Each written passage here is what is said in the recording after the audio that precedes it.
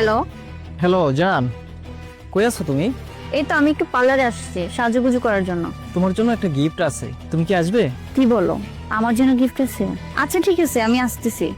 আচ্ছা ঠিক আছে। কে ফোন দিছে তোমার? আরে আমার এক বান্ধবী, ও নাকি মেডিকেলে ভর্তি।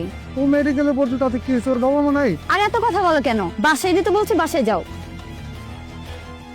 চক্র আজকে ধরা খাইছে। কত প্রবাসী ভাইয়ের জীবনই নষ্ট করছে ওরা।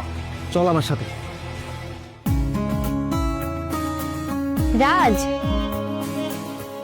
তুমি কি এসেছো? হ্যাঁ আমি আসছি।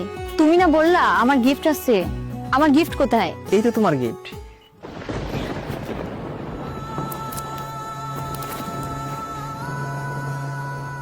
আরে এই বেঈমান, তোর জন্য আমি কি না করেছি। আমার জীবনের যা ছিল আমি সব তোর পিছনে ব্যয় করেছি। তুই কেন আমার সাথে বেঈমানি করলি? আরে তোর এত টাকার প্রয়োজন ছিল, তুই আমাকে বলতি, আমি তোকে এমনিতেই টাকা দিয়ে দিতাম। তুই আমার জীবনটা নিয়ে কেন খেলা করছিস? আরে তোরা যদি বুঝতি আমাদের মতন প্রবাসীদের কষ্টগুলো, তাহলে তোরা এমনটা করতে পারতি না।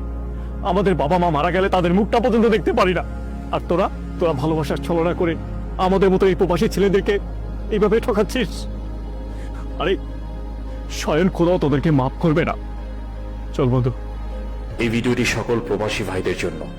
কোন সুন্দরী মেয়ের প্রেমে পড়ে সকল কিছু বিলীন করে দিবেন না, কারণ আর একটা চক্র আপনাদের সরলতার সুযোগ নিয়ে আপনাদেরকে নিঃস্ব করে দিবে। ভিডিওটি ভালো লাগলে শেয়ার করে দিবেন। সবাই ভালো থাকবেন, সুস্থ থাকবেন। আসসালামু আলাইকুম।